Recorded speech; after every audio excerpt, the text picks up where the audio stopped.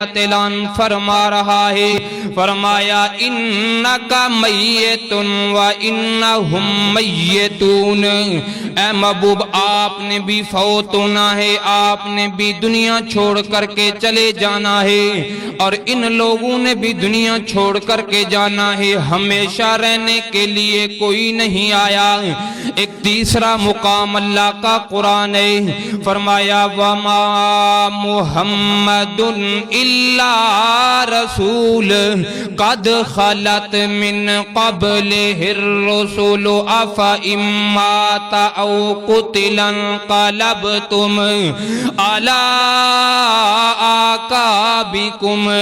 فرمایا محمد الرسول اللہ صلی اللہ علیہ وسلم کون ہے؟ اللہ کے رسول ہیں۔ توجہ فرمانا آیات کے ترجمے پر، کون ہے؟ اللہ کے رسول ہیں، اور آپ سے پہلے جتنے بھی اللہ کے نبی اور رسول گزرے، اے نبی کے صحابہ کو اللہ خطاب فرما رہا ہے، فرمایا اگر میرے پیغمبر فوت ہو جائیں یا میرے پیغمبر شہید ہو جائیں، کیا تم اپنے ایڑیوں کے بل پھر جاؤ گے، اسلام کو چھوڑ دو گے؟ اس آیت کے اندر بھی اللہ نے میرے پیغمبر کی موت کی خبر صحابہ کو دی ہے۔ ایک چوتھا مقام خالق کائنات اعلان فرما رہا ہے، فرمایا اذا جاء نصر اللہ والفتح ورأیت الناس يدخلون فی دین اللہ افواجا فسبح بحمد ربک واستغفرہ انہ کان توابا۔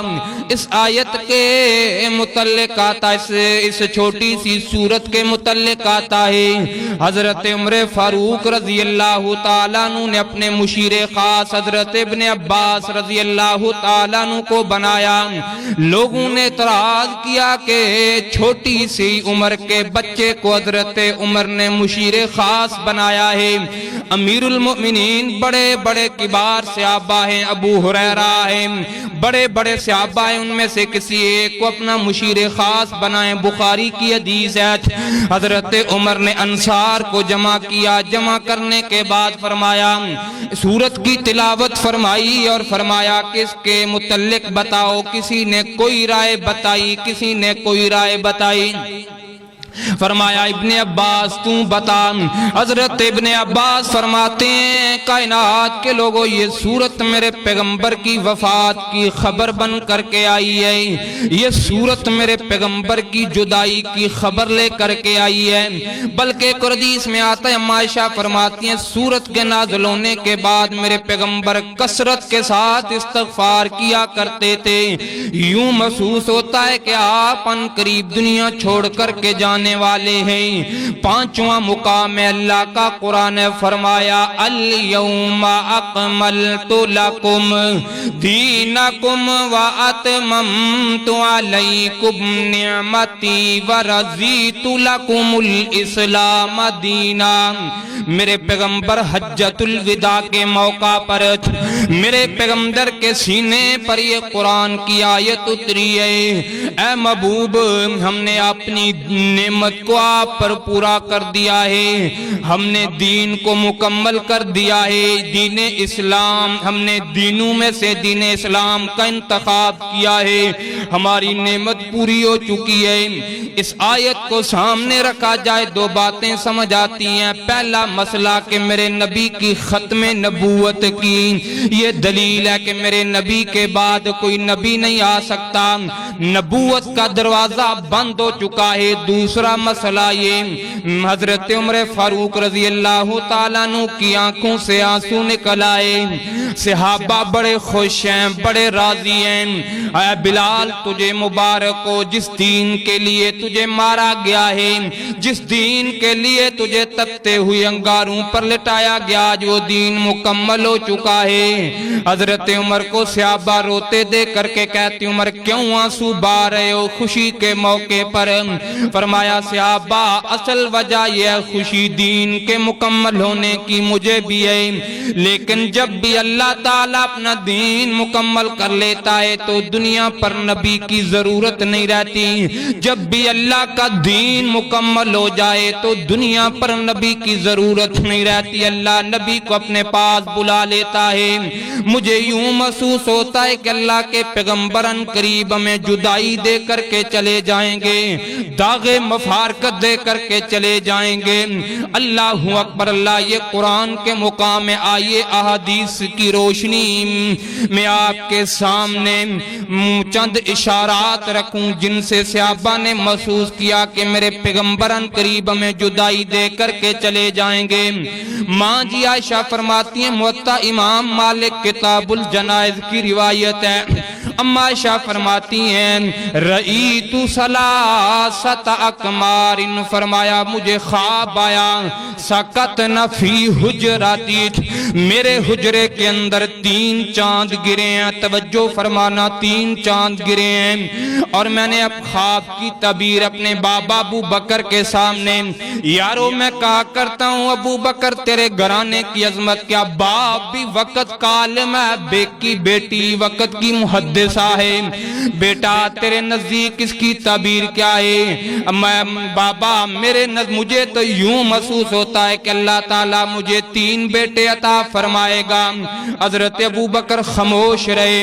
ماں جی فرماتی ہیں جب میرے پیغمبر دنیا سے چلے گئے, میرے پیغمبر کے جسد اطہر کو جب سپرد خاک کیا گیا, قبر مبارک میرے پیغمبر کی میرے حجرے میں بنائی گئی. میرے بابا صدیق کہتے ہیں عائشہ تیرے خواب کی تعبیر آج پوری ہوئی ہے. ان 3 چاندوں میں سے ایک چاند تیرے حجرے میں دفن ہو چکا ہے. اللہ اکبر اللہ.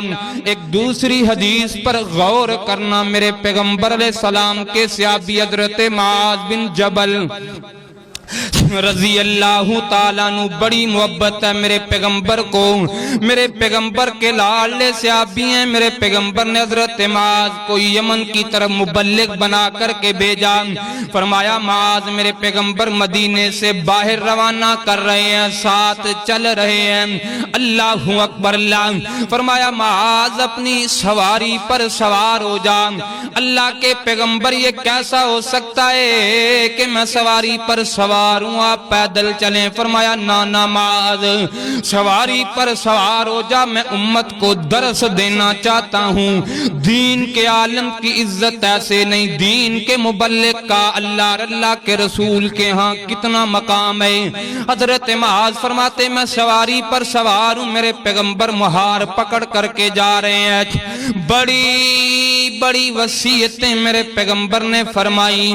فرمانے کے بعد فرمایا میرے پیغمبر نے اچانک ایک جملہ فرمایا یا معاذ جی لبیک و سعدیک یا رسول اللہ.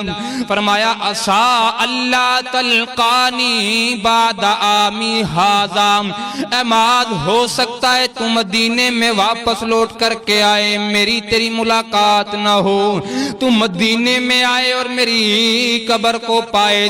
حدیث میں آتا ہے حضرت معاذ فبکا یا معاذ جشعن لفراق رسول اللہ صلی اللہ علیہ وسلم. حضرت معاذ کو میرے پیغمبر سے بڑی محبت ہے, میرے پیغمبر کے ساتھ چمٹ جاتے ہیں. زاروں کی تار آنکھوں سے آنسو نکل آئے. یار صحابہ تو میرے پیغمبر کا نام لے کر کے زندہ رہا کرتے تھے, ایک لمحہ بھی میرے پیغمبر کی جدائی صحابہ نہیں برداشت کر سکتے تھے. اللہ اکبر اللہ. اس حدیث پر بھی غور کیا جائے, میرے پیغمبر نے اپنی جدائی کی خبر دی ہے.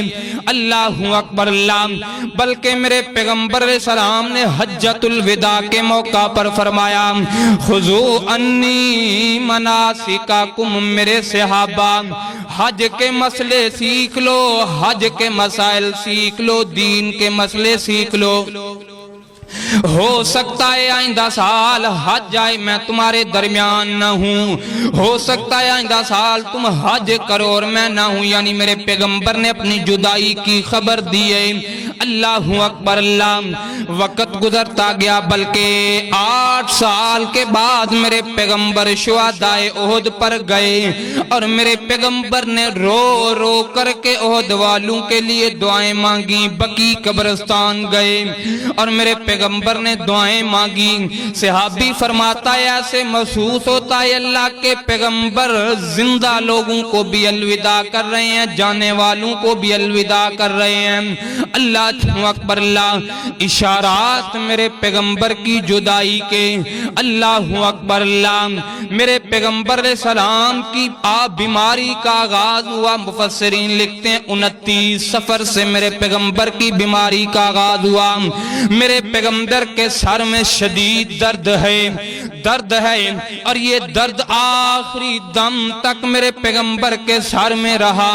اللہ اکبر اللہ۔ میرے پیغمبر نے ایک صحابی کی نماز جنازہ پڑھائی، پڑھانے کے بعد اپنے گھر میں تشریف لے کر کے آئے۔ میرے پیغمبر تشریف لے کر کے آئے اور میرے پیغمبر علیہ السلام نے فرمایا